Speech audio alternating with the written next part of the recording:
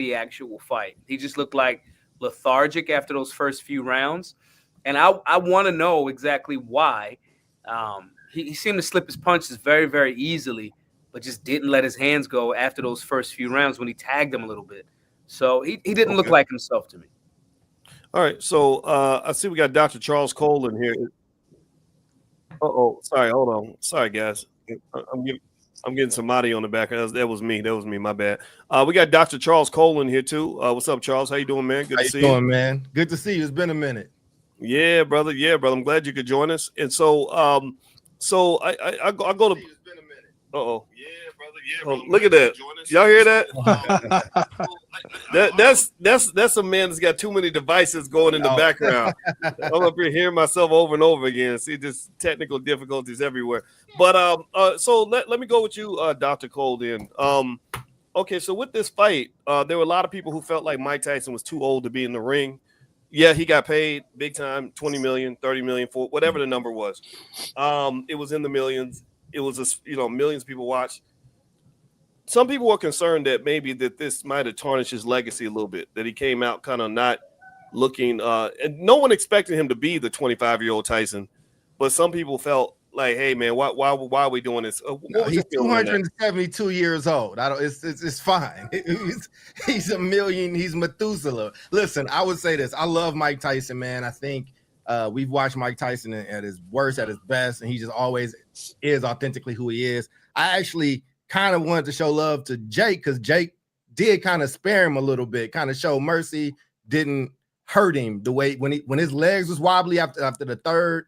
He showed him a lot of respect and got him paid. And you could tell there was a lot of like love and reverence there. Listen, man, Mike Tyson is Mike Tyson. I don't know what his money situation is, but they packed out Jerry World, bro. Like, and those two fights before that fight were epic. So I think that we got more than what we needed. It was on Netflix. I didn't pay $60 extra to watch it. And Mike got to get love and showered with it. And he didn't look great, but for a 58-year-old cat, like, it was fine. I didn't expect him to beat that kid, man. And so I'm happy he got paid. I just love Mike Tyson. So, if you spent and bet money on Mike Tyson to win that fight, then hey, man, a fool and his money will soon part ways. Okay. So, Pastor Wilson, I want to ask you this. I'm going to read a statement to you. I heard from Dr. Myron Roll. He was going to join us tonight. He couldn't join us, but he took the time to text his perspective on it. He was concerned about the health issue of a man fighting at almost 60 years old. So here's what Dr. Roll said. And by the way, y'all don't know Myron Roll. He was all pro in the NFL. He was an All-American at Florida State, and now he's a surgeon. I think he might have just finished his residency at Harvard. So he's top of the line neurosurgeon. And here's what Dr. Roll says about the fight. He says, an old man should not experience head trauma. The brain atrophies with time. It stretches the cortical vessels, and any trauma can rupture those vessels and lead to blood on the brain called a subdural hematoma, which is life-threatening. So, Pastor Wilson, you got a little gray in your beard, and I imagine you remember when Muhammad Ali also was out making money at a late age in his life. We all saw the consequences. I know you and I are both out of Louisville. Do you feel like it's worth it? Even with the money, I didn't feel comfortable personally seeing a old guy out there trying to do stuff that he should have been doing 30 years ago. What'd you think? Yeah, man. I actually, but first of all, to answer the question, I mean, it's almost like so obvious that no, I don't see it worth the money for the kind of damage and the risk that you expose yourself to. I think it's just so self obvious for those reasons alone. Kind of like which as you were getting to, Mike Tyson is just 6 months older than me, and so I don't want body shots to my body, much less head shots, and so there was some kind of nostalgia. I was looking for the Tyson I saw 30 years ago or whatever. And that guy is not there, but there was some nostalgia, looking for that. But understanding the reality, bro, is the risk are just so severe, and the body, as you age, is so less able to recover from that kind of head trauma. So, I would pass on it for sure. Okay, so speaking on the health issue, I want to move to you, Dr. Rogers, because I know that but Dr. Rogers is he's very humble, so I have to brag for him.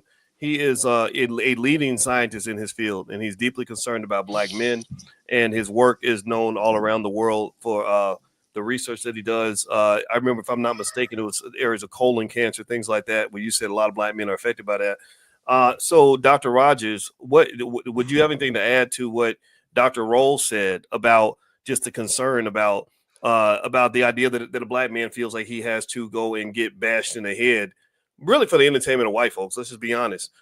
In order to make money, I know everybody's saying, "Well, he got paid," but was it worth it? I mean, how do you feel about that? Man, it's definitely mixed, and thanks for having me, and thanks for your comments so far. So a couple of thoughts on the money piece. If you read some of the legit articles, they argue that he mentions that he's doing okay with money, with him having his Tyson 2 company where he's selling cannabis, making like $150 million a year, as well as some other streams.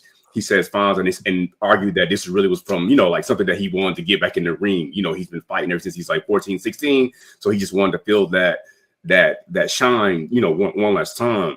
But I think that when the fight was postponed earlier this summer because of health issues, and we look deeper, he was having a very large ulcer where he was coughing up blood, lost 26 pounds. That was a warning sign where last night should have went down. So when we tie that together with just the stats that are out there in terms of so many Black men not even living to 58, I'll leave it right there. Wow, I think that's a powerful point you just made. that living to 58 is not something you can assume for Black men. I mean, a lot of guys in their 50s just drop dead for no reason. Mike's lived a rough life. We know his story with the drugs and everything. So Johnny, you're in the boxing game, and I know that you watch this as a person that understands boxing and has an expertise in the area. I didn't watch the fight because I'm gonna tell you the truth. I thought it was bullshit. I thought it was to me, it was WWE wrestling. I don't watch that either. Now I get it. WWE is exciting. Lots of people love it. No disrespect to that. But to call it a fight and to assume that this is really going to be a real match, I just didn't feel it. I said, this is just, they're just going to pick up the bag of money and make it a spectacle and basically create like a circus. How did you feel watching the fight as a person that really loves good fights? Like, how did you feel watching it? Oh, hold on. Go ahead. Yeah, I would say it's a shame of the. I think you got to speak a little louder. You can hear me now? Yeah. Yeah, I say shame on the Texas State Athletic Commission. It should have never been allowed. Mike Tyson is 58 years old. Then recently, remember, that was a push that back day because Mike Tyson it was supposed to be in April. Mike Tyson had health problems, so they pushed it back. So if it was an exhibition and how we said like a WWE, I was like, oh, whatever, cool, get your money. But the fact that they made it into an actual fight, even though it was 2 minutes and 8 rounds, no, Mike Tyson could have seriously got hurt. And if he would have got hurt, the first one would have been in trouble with the Texas State Athletic Commission. And everybody knowing a boxing game, Texas is the easiest, most lenient athletic commission. You can get away with damn near everything. But when it's a big spectacle, a lot of money, you can get away with stuff. But yeah, it's a shame on Texas for allowing that for sure. Wow. Okay. So I'm gonna tell you, I'm gonna go back to you, Maj.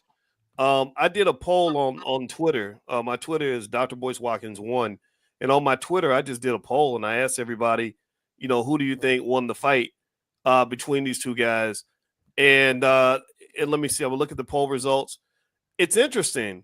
51% of the people that voted said that they think Tyson won. I'm curious. Now that's very different from the narrative that you've heard. I hear a lot of people kind of defending him because he's older. Maj, did you think Tyson won the fight? Tyson didn't win the fight. Tyson won $20 million. Tyson, it looked to me, especially in the early rounds, Mike did not let his hands fly the way he could have. it is a spectacle. Mike has been talking about he doesn't believe in the word legacy. And if he's willing to say, I don't believe in the word legacy, that means that it definitely is a money run. It definitely means, whether healthy, fake, staged, it means you are, as Netflix, it's already going to be available. The numbers come out. It was in 60 million households, which means if there's 2 people per household, that's 120 million people saw this. And it ties into whatever storyline of nostalgia of I want to get in the ring one last time. You were in the ring one last time. You did an exhibition match with Roy Jones 4 years ago. Your last professional fight was 2005 when you said you don't have it in you anymore. You've made lots of money with, there's Mike Tyson gyms now. There's a cannabis company, a ranch. You are beloved. Regardless of whether this was completely staged, mixed with I don't care about the legacy, you are Netflix, and we're going to see a whole bunch of people are going to see this, and I'll get a $20 million bag. All of this points to, I made a post earlier on my Twitter page. Everybody can follow me there if you desire to. This more so speaks to America. This speaks to our lowering of the standard. Mike Tyson used to be the Michael Jordan, the Michael Jackson of boxing. It used to be the luxury rental jet to even sit down and watch a Mike Tyson fight via pay-per-view, or lucky enough to get tickets or things like that. And now we are at a point where our standard as Americans is so low. It's so low that we have a 58-year-old man that we have to even question, is he healthy? He just had a whole bunch of blood transfusions. He is fighting a YouTuber who, no disrespect, but this YouTuber has turned himself into a semi-decent fighter, but he is not a serious professional fighter. He is not. He's not going to fight any serious heavyweight. My point in saying that is America, for nostalgia's sake, for being able to be manipulated by media, is saying we want a 58-year-old Mike Tyson that we have questions about. We're questioning the legitimacy of Jake Paul's fights, who is a YouTuber that has a personality. We've allowed this to the tune of us 60 million households tapping in to watch something. Mind you, all of this is while America is still on the brink of war with Russia, World War III. Massive levels of inflation, hyperinflation, and damn near stagflation. Credit card debt is through the roof. And so the level of I have to escape to the point where I'm not even thinking critically about these things that are obviously in front of us. I'm not mad at them for even if it was a money bag run, because if the American public is not going to go, that's crazy, I'm not watching that, they wouldn't be able to sell it. So I think that all of these things that we look at, we got to kind of like point the finger at ourselves collectively as a community and say, man, we are at a point where we allow this to happen. And it can only happen on a Netflix because, as the brother was saying earlier, nobody in the universe would have paid $60 for this, So right. I think we should look in the mirror a bit on that and recognize how much we are running towards distractions because, so much that we're not even thinking critically about potentially a 60-year-old man dying in the middle of the ring because we want to be entertained for nostalgia's sake.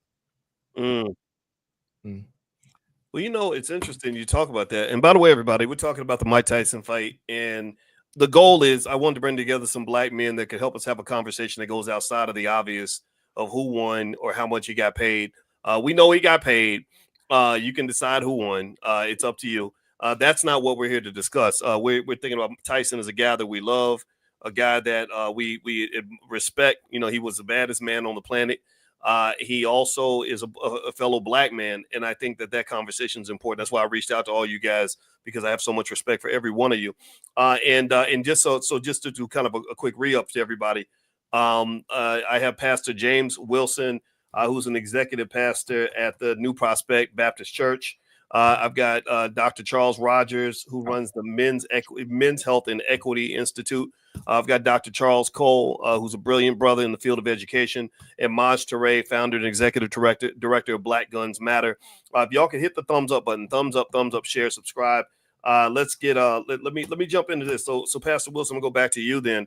Maj said a lot. He mentioned a couple of things. One, the word legacy kind of came up. And he mentioned that Mike doesn't care about legacy. And I don't know if anybody, if you saw, did you see where he where he was answering the little girl's question about legacy? Yeah, I saw that. Right, traumatized the girl. Right. I was like, okay, she need to go. Let her go interview Barack Obama or somebody that's gonna say something that's gonna cheer her up. That poor little girl was depressed after that. He's like, legacy doesn't matter. But so what? But what do you think about legacy? I mean, Pastor Wilson, do you think that Mike's legacy might have been tarnished by this, and do you think it even matters? Obviously, he doesn't care because he says legacy doesn't matter. But what about the rest of us? Do you feel like that having people see you in that way is just not good for those that really admire Mike and for what he accomplished? Yeah, I think the legacy is intact. For those, I think as Brother Maj said, somebody else might have said this as well. For those that know him in his prime, know the history, know his story, his legacy is intact, very much so. And as someone that, as I mentioned earlier, I'm in his age bracket, so all that's intact. And people later in their years, I mean, it kind of is what it is. But I tell you what, the statement from Tyson that I think is the most troubling, and I don't know if anybody, I'm sure y'all may have heard this, but before the fight, some kind of pre-fight conversation, he said that to my children, I'm a nobody. Anybody else remember that? To my children, I'm a nobody. But when they see me in this ring, they're gonna see something or see me do what I do. And to me, that wow. was very troubling. And perhaps, I think it's an insight into a much deeper level into what's going on in Mike's soul, what's going on in his heart, and how he might even view himself. But to say that your children view you as nobody, that broke my heart to hear that, because I'm a man. I have children and grandchildren here now in my house. You might even hear them in the background. But to walk away with that kind of burden and to say that across the world, that just was not good. And I think that perhaps is a further insight into his own pain and perhaps what might have driven him to get back into the ring. Well, Dr. Cole, I'm going to ask you about that then. And I'm looking at the comment by Mike, and I'm going to read it here. He says, family's everything. To my children, I'm nobody. But that night, they're going to find out that their father is very special. So the night of the fight, they're going to realize they better watch it the next time they talk crap to me.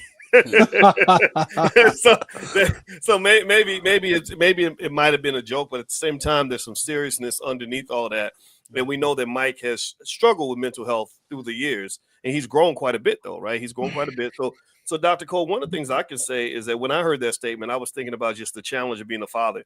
Being a father is interesting, right? On one hand, when you are giving time and attention to kids when they're young, it doesn't matter. You could really be a quote unquote nobody, but they'll see you as a superhero, right? I saw my dad as a superhero because I saw him every day. Now we know Mike at the same time, though, years ago when these kids were born, he was kind of out there just living, right? And we don't know. I'd be curious to know if he was engaged with them in a way that was meaningful, because sometimes we can go out and conquer the world, but our kids don't care about that. They don't care that you made $20 million. His son was interviewing him too, and his son was right there with him interviewing him pre-fight too. So he brought his family along with him. But yeah, no, But I want to ask about what I'm curious about is what if 25 years ago he wasn't with his son? Probably, back in in the Robin Given days and all that, the cocaine days and all that. Sometimes we pay a price for that as fathers. When you're not there when they're little, they remember that. What do you think? No, I agree. I mean, my story. My parents struggled with dope until I was like in middle school or whatnot, right? So there was some fracture there, even though they doing a lot better. So I definitely get it from that way. I'm not a father, so I want to make sure I yield it to the actual dads. But I know I'm the only one on the other side of that answer. So you give me some space later on in the conversation to let my thoughts breathe. I got you. But I sent you a personal picture of me and Mike Tyson together. I don't know him personally like that, but I've been in spaces with him. We've had conversations. I mean, I will just say he tends to do these things of sound mind.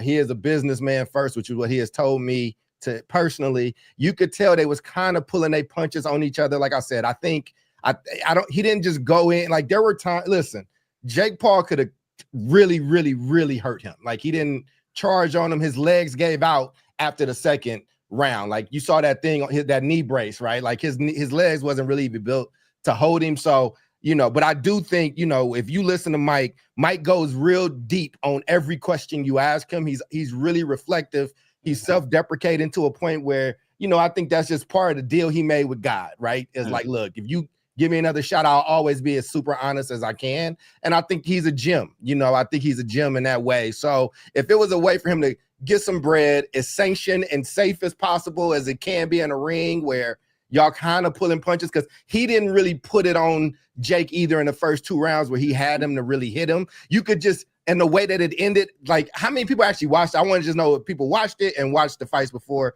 just because I need to, if you didn't watch it, at the end, it was still about 15 seconds left. Jake just stopped and kind of stepped back to like give him a bow. He didn't want any slip ups or either of them to catch each other. So, I mean, I know they kind of played it up for it, but I feel like it was somebody who loved Mike.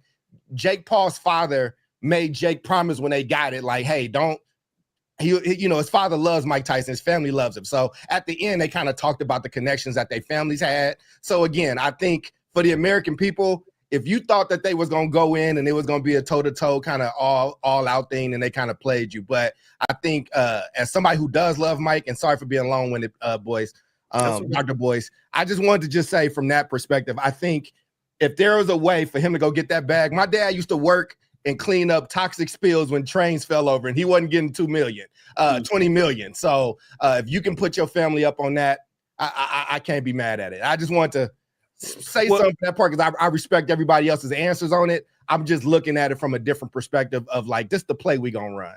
I think those are great points. And actually, by the way, here's that picture Dr. Cole sent me of him and Mike. Let me see if I can pull it up on the screen. Just up there we go. Yeah. There we go. That's him with Tyson. And actually, I don't think you were too long-winded because I got another question for you. Then, an important question. Mm-hmm. You said that, and I do know your story. You mentioned drugs. Yeah. With your parents. My father was on. That's why my father was not there. He was on heroin. Mm-hmm. And I can tell you this: as a parent, as a person who had a parent on drugs who was absent because of the drugs, I would not give a fuck if you were Mike Tyson. My father could show up and be like, I was a world champion. I was this, I was that. And I would be like, I don't care. You weren't a father. Right. So you are, and I'm not saying I'm mad. I didn't even know the man well enough to be mad at him. Right. You see what I mean? So I'm wondering, do you identify with that? And do you think that could have been what Mike might have been referencing? Because we know, let's just be honest. Mike was a wild guy. He lived a wild life. And I'm wondering because what happens is we get in our 50s and the kids are grown, they start asking questions and we try to play catch up sometimes. But a lot of times you in your 20s, the kids kind of might be in the back seat, especially if you have an issue with the mother or something like that. What are your thoughts on what I just said? Yeah, I think that all of that is possible. I think he feels very guilty. I think there's some darkness in that soul. As far as with my parents got clean when I was in middle school. I went through NA with them and watched them get clean and all this good stuff. And they still together now. God bless them. That's how I ended up from Kentucky, Chicago to Kentucky, then to Oakland. I will say this. I mean, we did have our strains, and there's just strains that come with that. And had my father not stuck in there, gotten clean, and did what he needed to do, I definitely could have had those feelings to him. I think that Mike is trying to pay a debt back to his kids, though, and pay a debt back to himself. If you, like I said, anytime you talk to him, it seems like he took this vow, almost like a monk, that he is going to just be as honest and self-deprecating as possible, to the point where it was hard to watch at that thing that you saw. He was doing this talk in Miami, and I had my team there, and we were doing our own set of talks, and we got to spend some time with him because there weren't that many black people. So we just hung out like that night and just talked. And he's a real introspective dude, and he is definitely trying to give his kids. Here's the thing: he's very honest with them, like to the point where I think his kids are sometimes like, you ain't got to tell me all that. Like he telling his son when a girl burnt him type stuff. Like he is that open with it. So I think with Mike, man, he's one of those souls. I think we all have it. We all kind of care about him. Like I think about just what he's done, what he's went to jail for, what he's came out, what he's had to do. If somebody has lived their full truth in front of people and deserved that respect, and at least the benefit of the doubt, I think is Mike Tyson, right? Like, and he's scared of what he used to be. He's afraid of what he has to become to get back into a ring. Like you watched him with his tick of him biting his glove. Like he talked about a biting, like I think he had to do that so he wouldn't hurt that kid or get himself hurt, right? So I'm just giving an empathetic ear. But to answer your question, Dr. Boyce, is father relationships between black sons, black fathers, all that stuff can definitely be strained. But I know you one of the few channels that actually champions and shows how much work our black dads are doing, especially after this terrible Democratic season that we just went through, where there was felt like a plot, and that's my party, this, but a damn near a plot to get rid of that type of masculinity. So hey, if you can step up, take a few shots, and your kids can eat off of it, people do way worse, way less to not have as much of an impact. So respectfully to the other fellas, but I get everybody's point.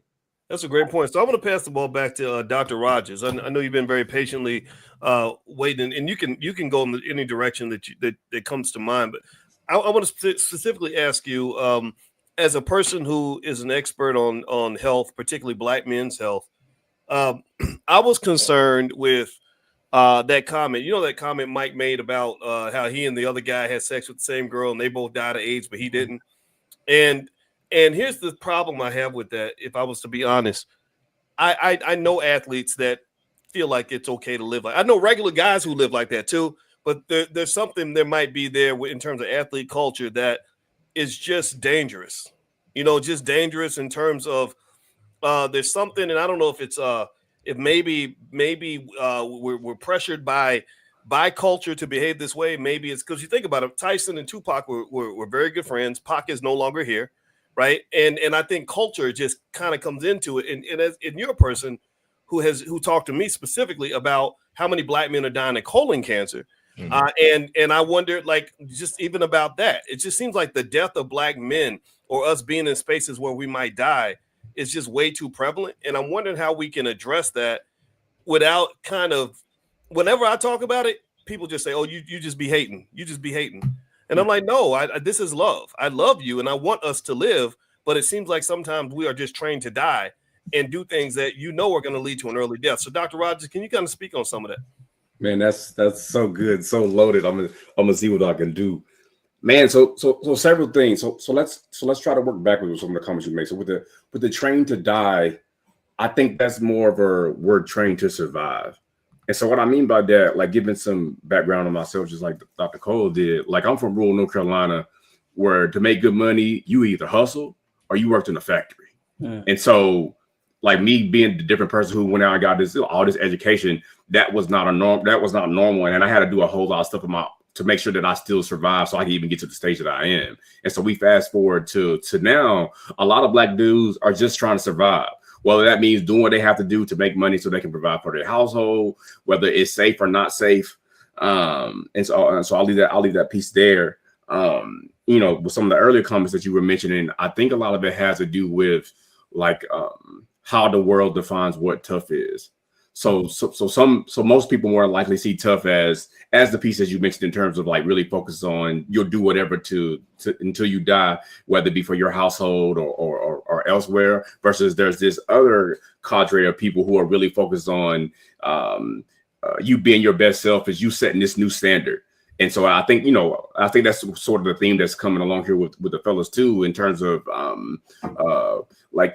in my opinion, and me being a father myself, in my opinion, in terms of what masculinity looks like, is my son being okay, comfortable crying with me as much as he needs to, because I'd rather him cry for me because the world does not give a nothing about him. And so to make sure that he feels safe at home and come to me whatever he needs to, that's what's most important to me. And so now I'm talking with my son, so I done locked out.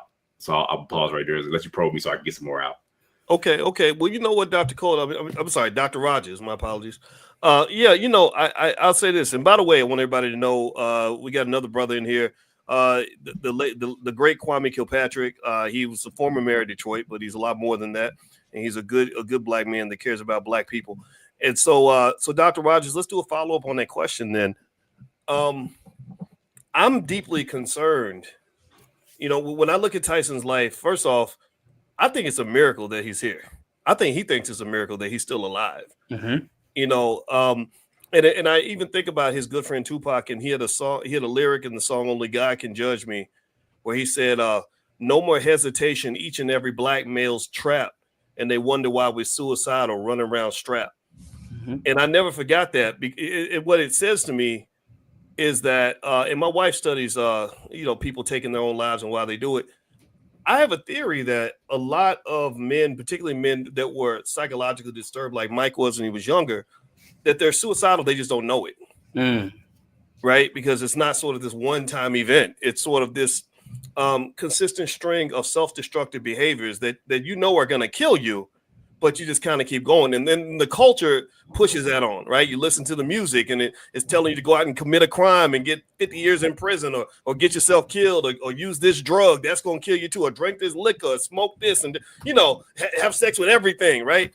And I almost feel like with you as a person that is so concerned with public health, and you just done such great work in the colon cancer area, among others, it almost seems like we have to kind of have honest conversations with ourselves about that.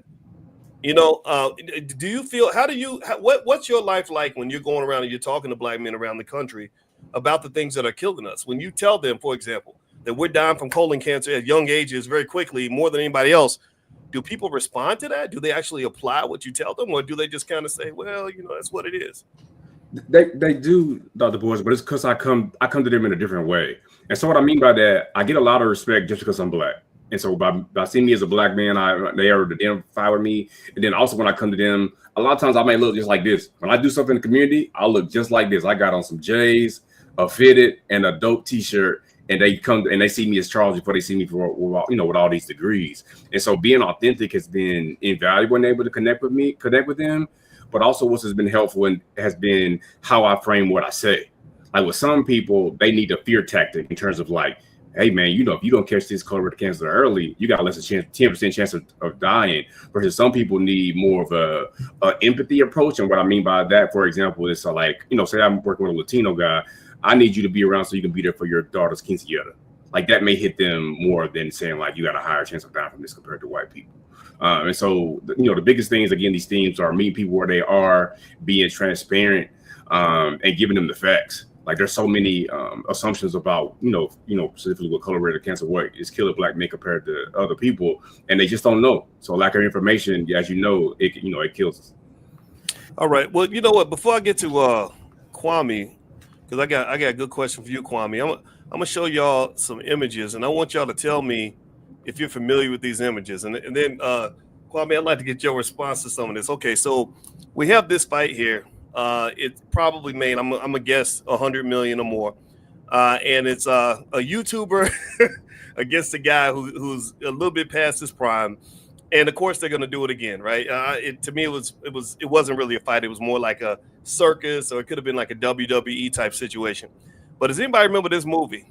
Mm-hmm. Great White Hype. Mm-hmm. And remember in the movie, they revealed that the formula, it seems, to get people to watch a fight, it ain't about the quality of the fighters, right? Because when Damon Wayans fought the white boy, there were black dudes. Remember, there was one black dude who was fighting, like really pushing, trying to get a fight because he was the correct contender, but they pushed him aside because they said people will only care if he fights a white boy. Mm-hmm. And then I think about other movies or other situations. You go back all as far back as Joe Louis and Max Schmeling. And Jack Johnson had a fight like that. And then you have Rocky and Mr. T, Rocky and Apollo, right? So Kwame, when I show you these images and we see sort of this pattern of this idea of it, maybe it's almost like a fantasy of other people thinking they can whoop a black man. I don't know. What goes through your mind when you see that? I think that that last night is a line and akin to all of that. But it just makes me sad. When I was a kid, I used to be in there cheering for Apollo, and I was one of the few kids that cheered for Clubber Lang. I wanted Mr. T to win. I come out of the shrine of the Black Madonna. We was always for the black guy, no matter what. But last night was sad, Doc. It really was to me, and it was even more sad. I actually shed a tear last night. My wife thought I was tripping, but I saw the real Mike Tyson speak at the end, and you saw in that he had to climb back into a space deformity, of recklessness, of absolute depression to be able to fight again. And at the end of it all, I think that he was left feeling absolutely empty, even though he made a few dollars for himself. But he was left feeling in a way, and that's why he said what he said. I can't do this no more. I'm not an animal anymore. When he said that, it hit me so hard, because in order to return to your own vomit, you actually got to get back in that space. And so I saw that interview that they were running online that he did with even the little girl. He had to turn back into something that he's not anymore. He has the wisdom from all of that. He's moved forward, but he had to turn back into something that he walked away from, and he successfully made it over. You said something when I first came on. You said, I'm surprised that he's still alive. I mean, he had to climb back into his death suit to just do this boxing thing. And so I believe he's feeling the weight of this circus atmosphere, this kind of clownish type of thing that's coming off, this movie theater, white versus black thing. And I don't believe it sits right with him. I'm worried about him now. I remember reading about Denzel when he played Malcolm X, and his wife was on an interview, and she said that he was still calling her Betty like 2 months later. Betty, get in there and get. She had to tell him he went and actually got counseling to roll out of that actual role. And I believe that that's something that I'm concerned about with Mike. I sat in the hole, 225 days one time, and I was in there, and the doctor came, because you don't really know when it happens. You just know you messed up. The doctor came, the psychologist came to the cell, and he said, "You all right?" I said, "No, I ain't all right. I want to go home, no. So what you want, man?" I'm talking to him, and when he left, I knew I was in a place that I hadn't been before. And it was the first time in my life that I really reasoned that it'd be better off if I was dead. And that is, I believe, a place where somebody is climbing into a space that is not them anymore, but it's the animalistic nature. What in church, the sinful nature has now overwhelmed you. Not what you walked away from, or what you walked away from is now overwhelming you in your present. That's a sad, weighty feeling, because he has a whole new life, has whole new things that he's doing, but he climbed back into something that don't fit anymore. And I believe the weight of it is pressing on him. I actually saw him this morning. I didn't like the way he was looking this morning when he was walking out the little facility he was coming out of. And I've just been praying for him, because I think now is when he needs that help. Wow. That's interesting you say that, Kwame. And Pastor Wilson, I want to ask you about that. It almost seems like with Mike, what Kwame brought up that was interesting was he talked about Mike kind of playing a character. And he had to go back, and everybody saw that. Like when he got up on, and they weighed him in, and he grabbed his junk, or he slapped Jake Paul. It was almost like, okay, on one hand, everybody's excited. They're like, oh, it's the same Iron Mike, the same Mike from the 90s. But is that good for Mike? Right? And is this a scenario where I heard somebody actually describe the fight? They actually said it was a humiliation ritual. Now I don't know, well, was it or not? I don't know. But I thought that was interesting, because it's almost as if for him, and I think this is specifically a package sort of designed for the black man, where it's almost like he had to humiliate himself in this way to go get this money. Because I didn't feel like Jake Paul got humiliated. He's been elevated to the status of being a serious fighter, even though he's not one. Even his brother, when they asked him, they said, "Well, Mike might want to fight you next time, Logan." And he said, "I would kill you, Mike Tyson." And I get it; he was trying to be, entertaining, but I didn't like that. It was like, wait a minute, it almost felt like they were just kind of crapping on his legacy a little bit, and he didn't seem to have a higher stature after that fight. What did you think? What were your feelings? And just talk about that in general, in terms of what black men, particularly athletes, have to deal with to make that money. Yeah. I mean, that's a very good point. And I think Brother Kwame, thank you, brother. Good to have you on the call here, and good to hear your comments. I mean, because you almost have to go to this dark space and it is in this dark space that you become something that you don't want to be. And what I don't like is the fact that we live in a society where we would allow a black man, although I'm not saying allow as if he didn't have any self-determination in this whole decision, but we all watched that. We all engaged in that. This man having to debase himself in a situation like this, where it's known that he is a sick man. It is known. It is documented, and yet millions of people from around the world really engaged in this. And for it to be a black man, it's like, well, we don't value this black man anyway. I mean, I know it's the Mike Tyson, but there's no value in this black man. We can allow him and watch him make an ass of himself.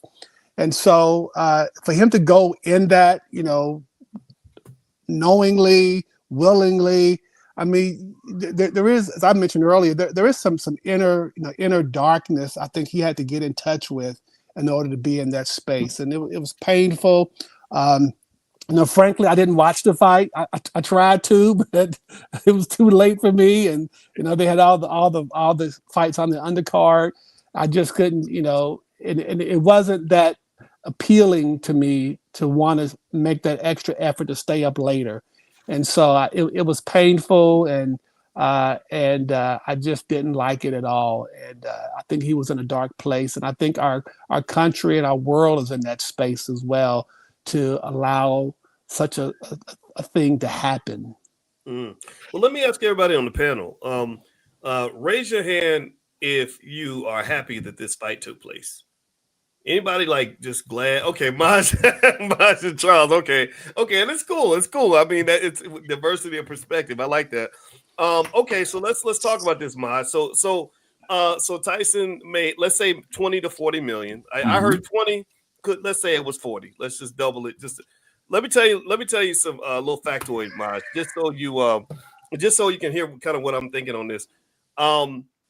I wasn't really sure why he would take punches to the head at almost 60 years old to make money.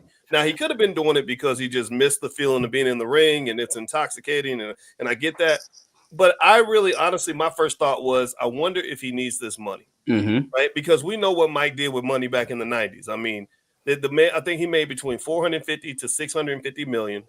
And I did some quick math, and basically, if he'd taken just 10%, like let's say he blew 90% of his money and took just 10% and plopped it into some S&P 500 stocks, just have somebody just buy him some Nike and Apple and Coca-Cola and all that, and then didn't touch it for 30 years, he would be a billionaire. He'd be close to being a billionaire right now, right?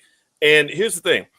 Michael Jordan is a billionaire, and I bet you that you could not offer Michael $20 million to run up and down a basketball court for people's entertainment. I bet Michael say, "No, I'm not. I'm 60 something. I'm too old for that." Do you think that Mike did this because he missed being in the ring? Do you think he did it because he wanted to show something to his kids? You think that he did it because he needed the money? All three. What are your thoughts on that? I think Mike Tyson. You don't with the history that he has, and I guess the general public's memory is that short. Mike said this before in his last professional fight. I need the money. I'm trying to take care of my kids. That's a script. And I'm not going to let him or anybody, I'm not going to try to remove their agency or acknowledge what they choose to do. Again, Michael Jordan has a cannabis business. He might now, unless he has, I don't know that Tyson. You said Jordan. I got you, Tyson. Yeah. I don't think that, I don't know his pockets specifically, but Mike don't look like he's starving. Mike has rebuilt. Mike has built a brand, a fire brand that is based on the ferociousness that he did in the 80s and 90s. And similar to Donald Trump, he has a brand that can withstand a little bit of bumps and bruises. My point in saying that is Mike knew the history of these things. Mike knows what goes into getting into the ring. And if he was in such a ferocious place, he didn't fight like a ferocious fighter. And some people could say, oh, well, that's just because he didn't have it anymore. But we also looked at the training videos months leading into this. So, no, I think Mike Tyson made a decision. Mike Tyson and those conversations behind closed doors, I saw him slip Jake Paul's punches and not let his hands go. I saw that. And so you made a decision to go to that dark place to hype yourself up because that was the script and the energy needed for the PR and the marketing to secure the $20 million. And if you did that of your own volition, having a 30, 40-year history of understanding of what happens, even down to the video of him showing his rear end as they're doing the interview. I've been in these spaces where the conversation around the humiliation ritual shows up. I've been in those spaces, in those rooms with fighters before they fought, and I never saw that, period. So I'm not going to take Mike's, adult choice, right, with his adult words and saying, I don't care about legacy. He knows the history of what needs to happen for him to get into that mindset, and he chose to do it. And you got a 20 million. Let's say he only got 10.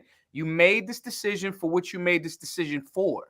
Now, we can have a nostalgic feeling for him because we admire and can identify with certain levels of struggle that we can see in ourselves and go, man, I remember he was the baddest man. I remember when Mike took the first loss to Buster Douglas. I was a tyke and I cried. So my attachment to him for my own personal reasons can be one thing, but we cannot deny his agency. You know what needs to happen to be in that type of fight. You did those things. You subjected yourself to it. You got the cash out. You underperformed. And on top of underperforming, anybody that pays attention to boxing and that actually gets in the ring and fights and does road work, I saw you slip them punches, bro. I saw you not let your hands go. I would challenge, and I'll land here, I would challenge that when Jake Paul got hit, and it was also like the little point sticking your tongue out thing, that was more of a symbol of, hey, man, you kind of let one go. You hit me a little too hard there. So if it's staged, the world got what they wanted. We're having a conversation about it now. Netflix got a whole bunch of money. They was able to run the test on their servers to see how much, pressure cooking, see how much they can handle. Yeah. Right. Mike got the 20. Mike ain't starving for no bread. Mike does, to Brother Kwame's point, Mike does definitely need to detox after this, 1,000%. But I'm not going to act like Mike is, he ain't got babies. He got children that'll forever be his babies. But no, and we all seem to not want to, maybe not deal with the elephant in the room that, what if it all was staged for the bag? Because that's what it's looking like to me. So, Dr. Cole, you nodded when Maj was speaking. So you agree? You like the fight? You feel like it achieved the goal and everything else? I believe in agency as well, and I think that, I mean, it's like, look, that's why I said earlier, he made that decision of sound mind. I think there's two different conversations. One, I want to show Mr. Kwame some love. It's just, you don't know me, but I've prayed for you before, brother. It's just good to see you, and it's a pleasant surprise that you're here. I think there's an important conversation under the subtext about black men, their health. I actually think this conversation almost would be better for like a Tua at the Dolphins than it would be this one-off situation with Tyson. I think so. I think everything we're talking about with black men, the athlete, I want to have that conversation. I also want to be honest about this particular piece. I think they ran a play. I think that they were clearly communicating with each other. I think that's why I was asking if everybody watched the full night, the full spectacle. The first fight, that was BS. Those two fights in the middle with those two Mexican American fighters and then those two women that would have got no love, no shine. They got to fight in front of 60 million. And those fights was worth whatever you paid. Like them women, that 36-year-old and that 38-year-old woman, they fought. And to be honest with you, they threw harder punches than the Jake Paul and Mike Tyson fight. Like, it's not a diss to Jake Paul and Mike Tyson. I just could tell they were trying to take care of each other inside that ring. I could tell they ran a play. And again, I don't know who's watching that fight last night and it's just like, Mike Tyson's legacy is over. It's like if you was around in the 90s and you seen what that man did when he walked out in all black and he walked into that ring and killed and wrecked people, you know that this is like, hey, get that off, man. And I think what he'll be doing moving forward is he's going to be part of that company. He's going to be doing interviews or commentary for Jake Paul. He gave him some, whatever. But I agree with my brother up in the top right, bro. I don't want to take his agency away. I don't want to infantilize that grown man. If I'm a man, for me to be a man, that means to me that my yes mean yes and my no's mean no.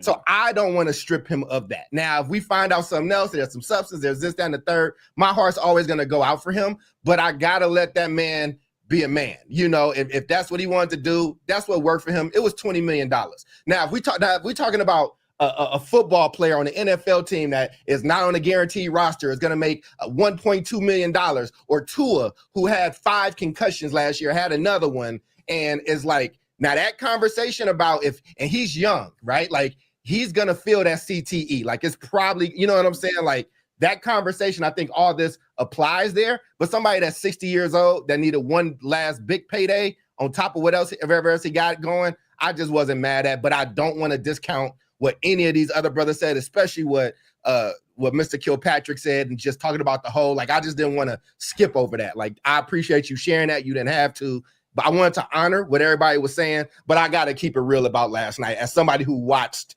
the full spectacle. He was out of harm's way as much as you could be. So let me hop in on that then. So I'm going to Dr. Rogers, then I'll go back to you, Kwame, on this. All right, so I'm going to read something to Dr. Rogers, who is you are known for the health of Black men, and you've done excellent work. And you and I don't get to talk much, but I want to make sure everybody knows how much I respect you. I'm going to read some symptoms. These are potential health effects of an older man getting into the boxing ring. These things would not likely happen when he was 28, but they can. The odds are quite high at 58. One is cardiovascular strain. Intense physical exertion during boxing can put significant stress on the heart, potentially leading to irregular heartbeats, even cardiac events, especially if pre-existing conditions are present. Joint muscle injuries. Older athletes are more prone to injuries such as sprains, strains, and joint damage due to decreased flexibility and slower recovery times. Brain and neurological risks. Repeated blows to the head increase the risk of concussions, brain injuries, and long-term issues like chronic traumatic CTE. I'm gonna say CTE because I ain't trying to pronounce that. All right, reduced recovery capacity. Healing from injuries can take longer when you get older. Also, if you have existing health conditions, boxing can exacerbate pre-existing conditions, whether you got hypertension, diabetes, arthritis, etc. Now, so here's where I want to go with you on this, Dr. Rogers, and feel free to comment in any direction you feel comfortable. But I feel like sometimes I've just known guys, especially given that we live in a country, I don't believe in this country that there's as much space for a Black man to grow and to grow up. I remember when Malcolm X's bodyguard was reflecting on Malcolm in his life, and he cried when he talked about Malcolm's death. And they said, well, why are you crying? He said, well, because Malcolm, when I was around him, I felt like a man, and I felt like I was growing because America wants to keep the Black man as a little boy. And I think about this every time I see, a 45-year-old rapper who's still doing stuff he did in the 80s and the early 90s because he's going in front of crowds, making money.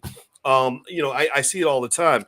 And so with Tyson, I saw growth. I just saw him, kind of becoming this other person where he's like, yeah, I used to be Iron Mike in my 20s, and now I'm another guy. I'm the grandfather in my late 50s, whatever it is.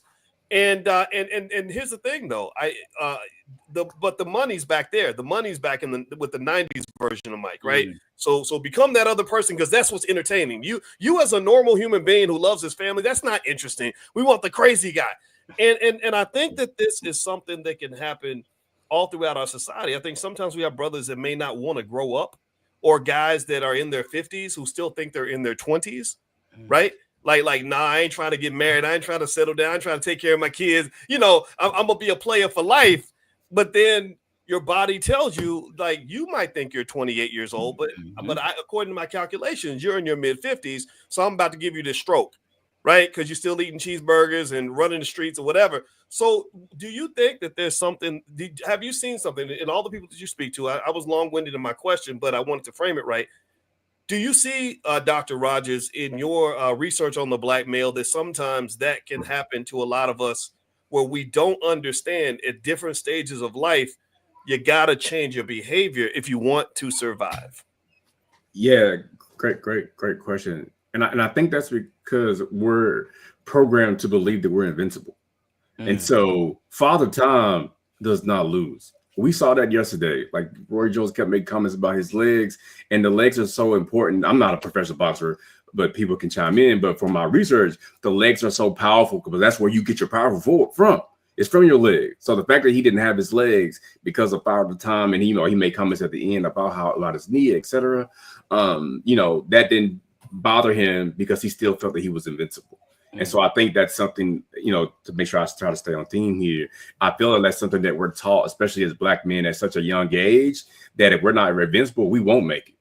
So it's like you go to your grave being invincible. And so regardless of your poor decisions that you make in terms of your health, like you mentioned, like eating cheeseburgers and other things that increase our risk for colorectal cancer and other chronic diseases, we still think we're invincible until we go to the hospital and they say you got stage 4 cancer. And then we come in to sit on the front row in Pastor James' church saying, "Oh man, can you pray for me?" And it's like, it's too late now. Oof. That's tough. That's really tough because a lot of guys don't. I know guys that ain't been to the doctor since they was a newborn baby. Because it's almost like, well, if I never go to the doctor and get the test, then I'll never get the bad news, and I can believe whatever I want to believe. But then, and I'll pass the ball to Kwame, and then after I ask Kwame his perspective on this, and y'all can talk about whatever you want, but I'm gonna give everybody on the panel one last chance to do kind of a closing statement and make sure everybody knows how they can follow you, because I hope everybody in the chat can appreciate these brothers. These are all brilliant men that took the time to come in here, and I hope you all go ahead in advance and just kind of thank them digitally. Just put a digital thank you in the chat for these Black men coming in and sharing an intelligent perspective. So, but I'll tell you, man, I knew this guy who was about 53 years old, and he was a player and whatever, and it was fine. And he had this young girlfriend, and she was about 32. He paid all the bills. He took care of his girlfriend and his mother. His daughter hated the girlfriend because the daughter and the girlfriend were the same age, and she's like, "Daddy, what are you doing?" Right? So it's not funny. It's not. I'm laughing, but it's not funny. So here's what happened. So the father's dating the girl. He's doing his thing. He's paying all the bills and everything, and then he has a stroke, right, and goes into a coma. So they were stuck with this dilemma. They were like, okay, we need the bills paid, and he controls all the finances. So what happened was the mother and the girlfriend conspired to break into his phone. They, the Face ID stuff, they did all that, and they got in his bank account. They took the money out. Now he would have just gave him the money if he was conscious, but he couldn't. And so they paid the bills and whatever. Well, then he dies, right? And that's when the state gets involved in your situation. So they go in and because he had no estate plan, because he thought he was invincible, he thought he was going to live forever. Everything goes to his daughter, all of his assets, his house, everything. So the daughter, first thing she does is she does a forensic investigation and says, well, who took the money out of the bank account? Oh, it's you. Okay, bitch. Number one, you're evicted. Number two, you're about to go to jail. Okay, right? And here's the thing. If the brother had handled his business and accepted his own potential mortality, he could have prevented all this. Because if he was here, he would have taken care of the girlfriend. He would have handled it. But he didn't. He didn't handle his business, and as a result, all this chaos was created. So I share that story to say to ask Dr. Rogers if you have something to say on that, and then I'm gonna pass the ball over to Kwame. Did you have any final thoughts on that mortality piece? Because I think that as men, we have to accept the idea that you're strong, you're a great man, but you're gonna die like everybody else, and you have to think about that. Dr. Rogers. Yeah. So I'll leave you with a quick one sentence: is DNA is the gun, but lifestyle pulls the trigger.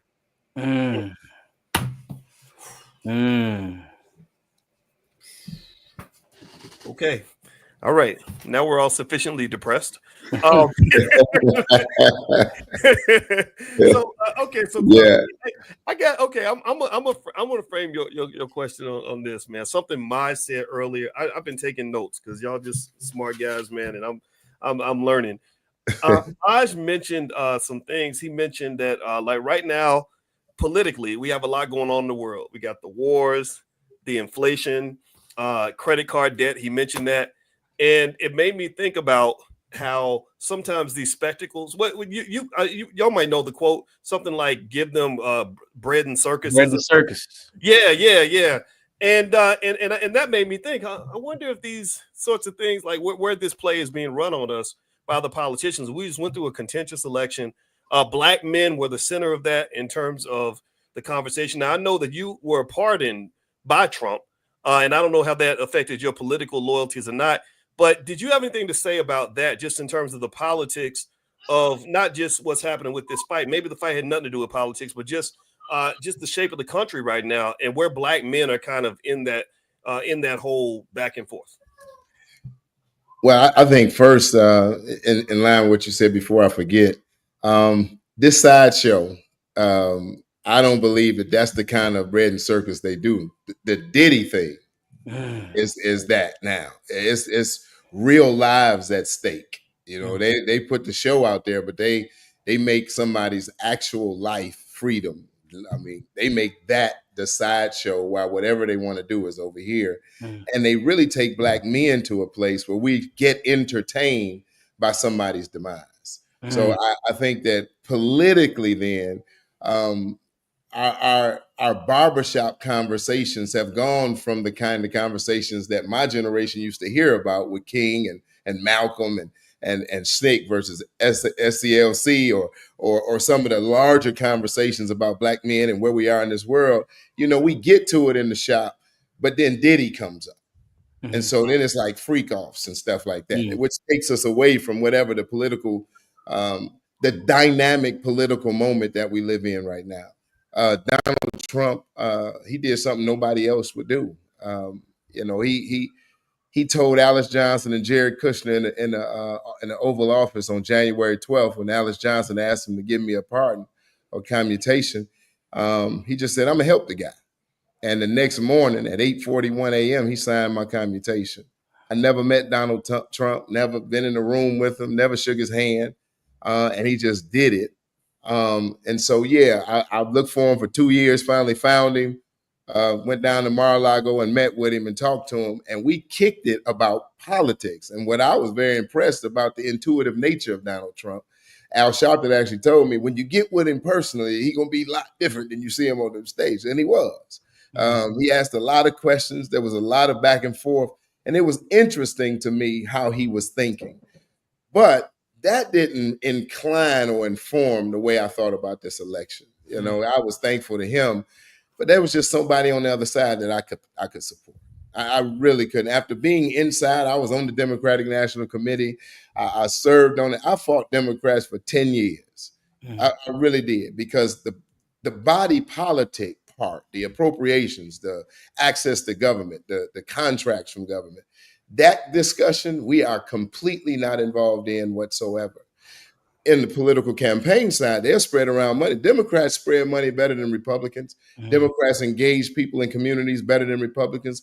Democrats get money to people in neighborhoods. The old lady on the block, they'll get national Democratic money to that old lady and change her life for a couple of months. But they will not involve her in a discussion about how we truly engage government to really make some substantive change or foundational changes in the community. They're not going to do that. They come around every 4 years, but they won't pass a piece of policy. Even today, they had the House, the Senate at one time before it was tied, and the presidency. They didn't pass one criminal justice bill.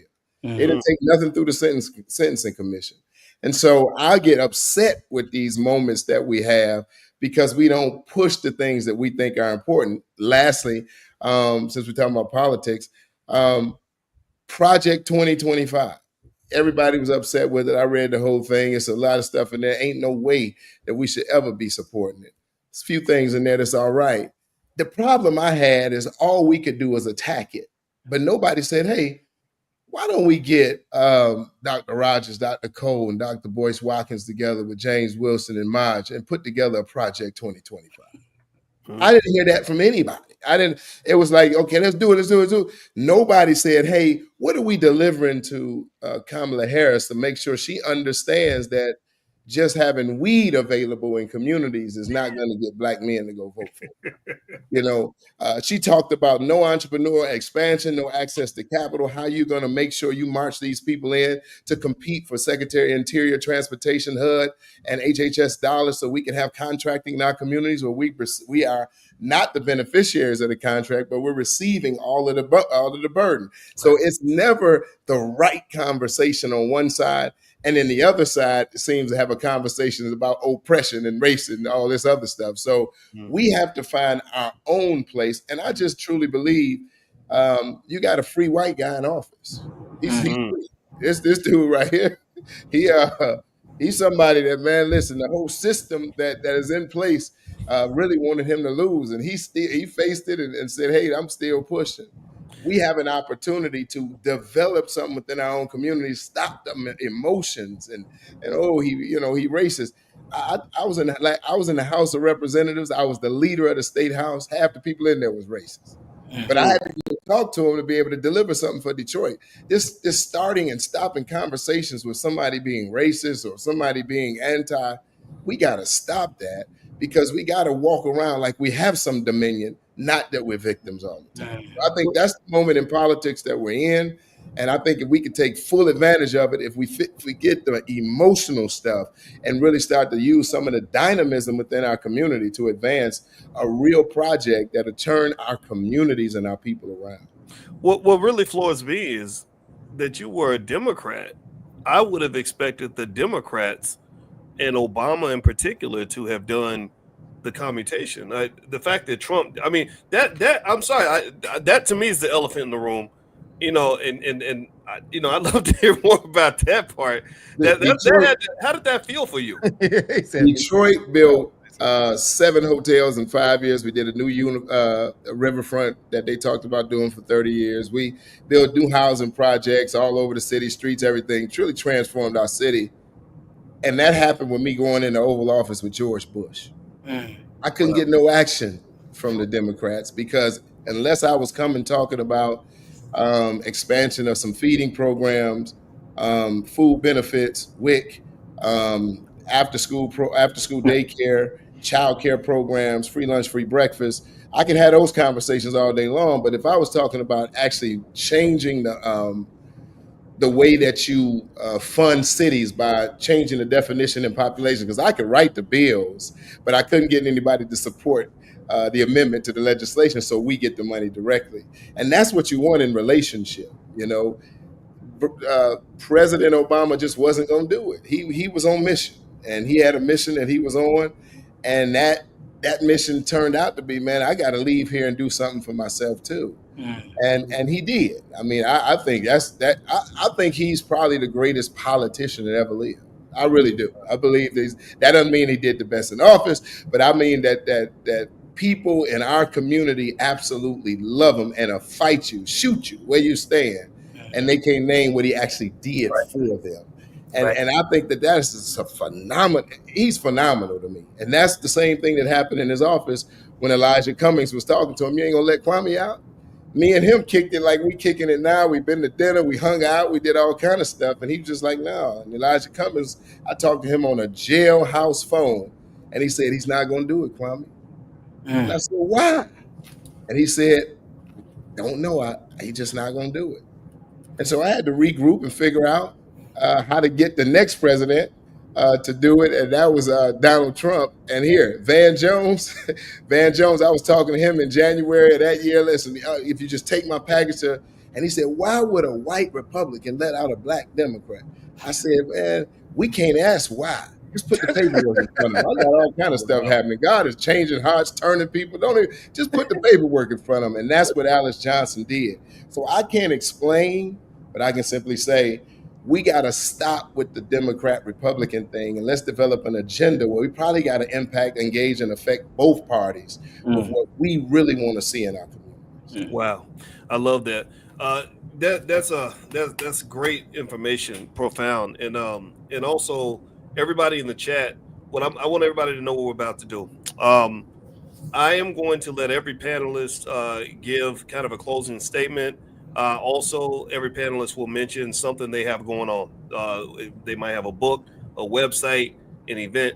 If everybody just maybe we do like a couple minutes, and I'm gonna make you full screen while you do it. And I want everybody in the chat. We want to be very intentional in supporting each other. Give me a yes in the chat if you will pull out a pen and write down this information, or go to the websites of somebody that you're interested in. Go follow them on Instagram. I want to be intentional. I don't want us to just be polite. I want us to really, really support each other. So give me a yes in the chat. I'm asking for your yeses. I want to see the yeses, and then we're going to move to the next stage of the conversation, because these brothers are taking their time out on a Saturday night.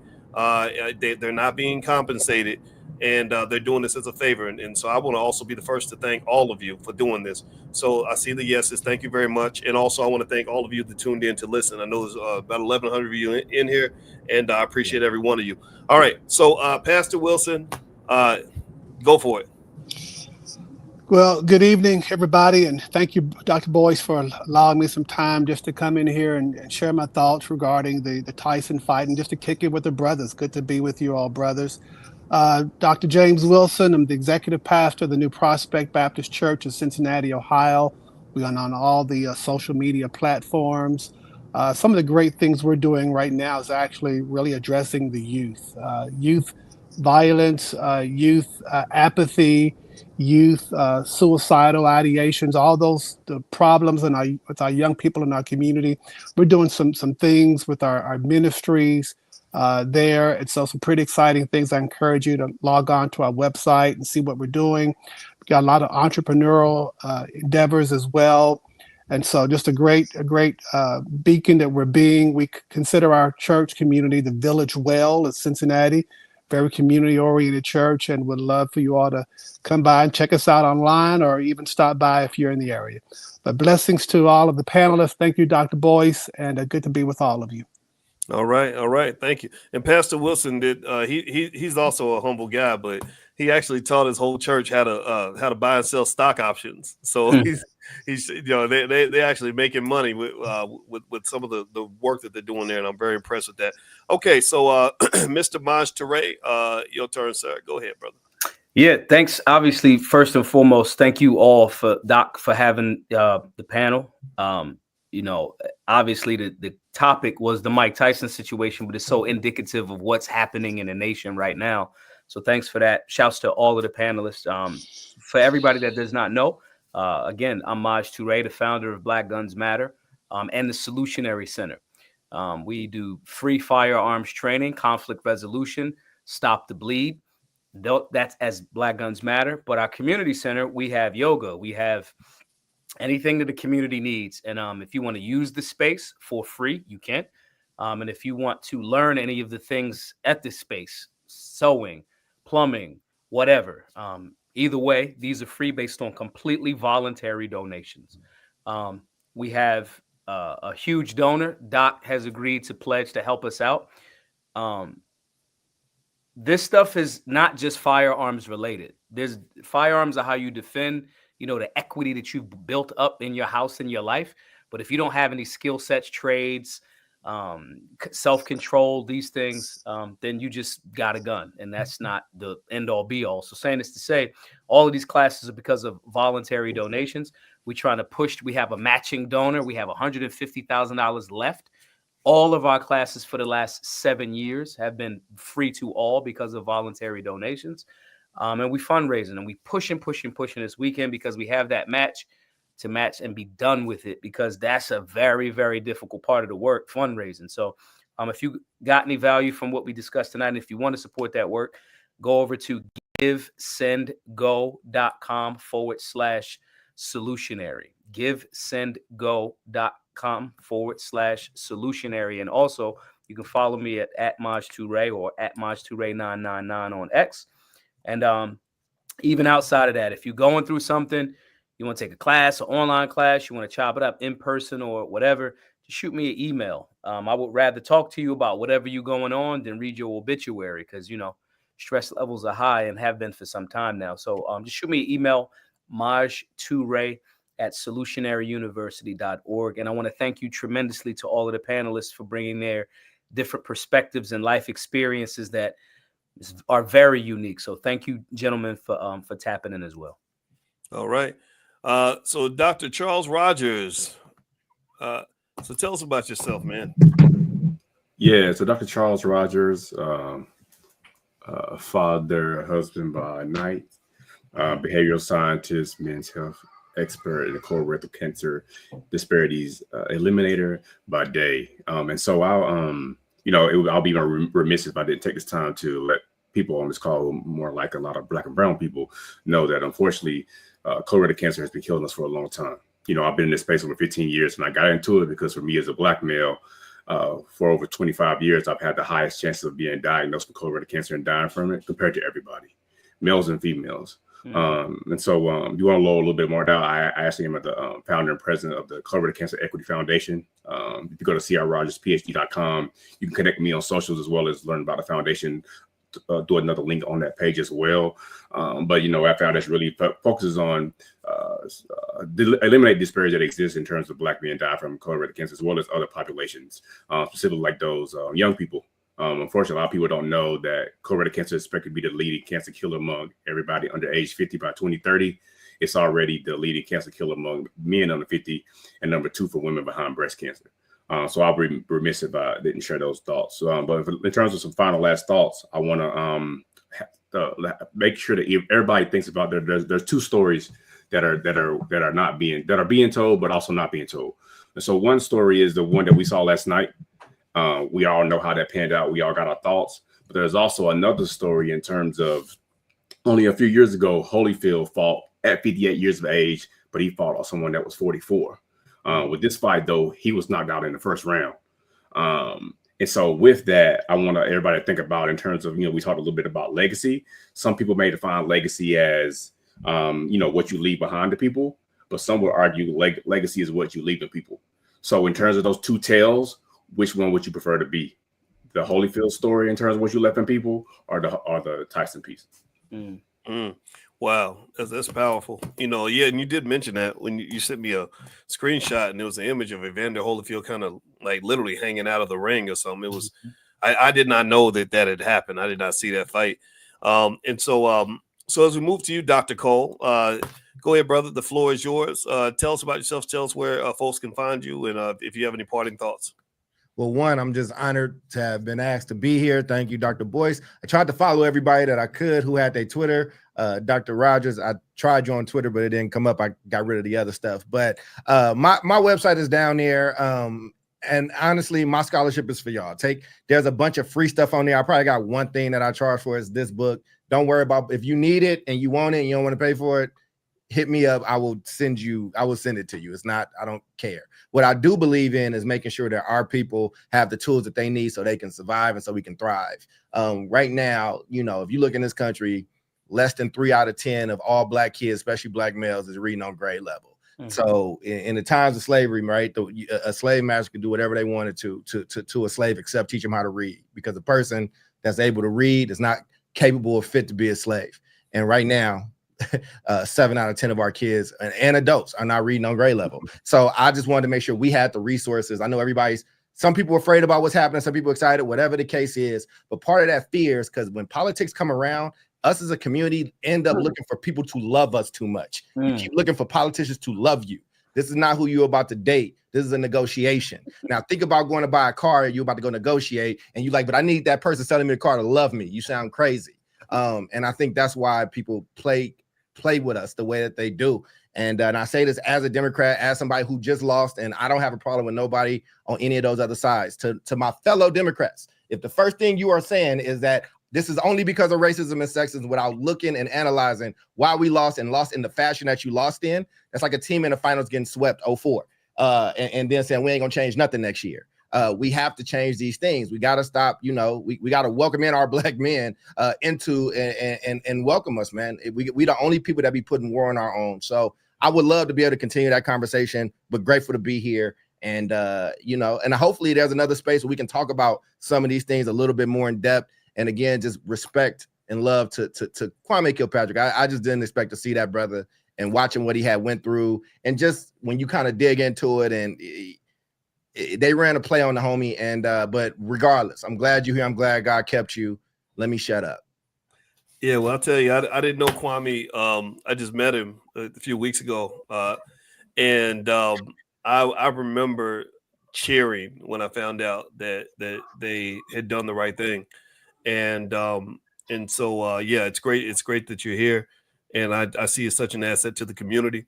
And I'm gonna let you get the last word, brother. Did you have any? Dr. Boyce, I'm gonna be remiss. I'm sorry, because Kwame asked us to make sure we had a plan. I was so wanting to show you love. I forgot to mention. Go to that website. I just did a 5-city tour of us researching our own people: Chicago, Houston, Atlanta, Memphis, and Philadelphia. There's some stuff in there for educators, but it's Black people we should be researching us the way that these brothers on here do it, and we should be having these conversations. So there's free resources on that website. I don't need your money. I don't need y'all to buy nothing.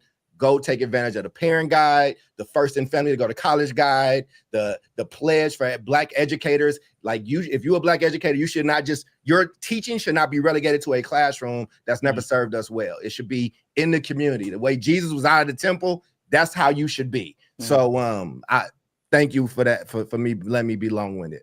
Okay. All right. Great. Well, thank you, brother. Thank you, Dr. Cole. I appreciate that. Okay. So, Brother Kilpatrick, floor is yours.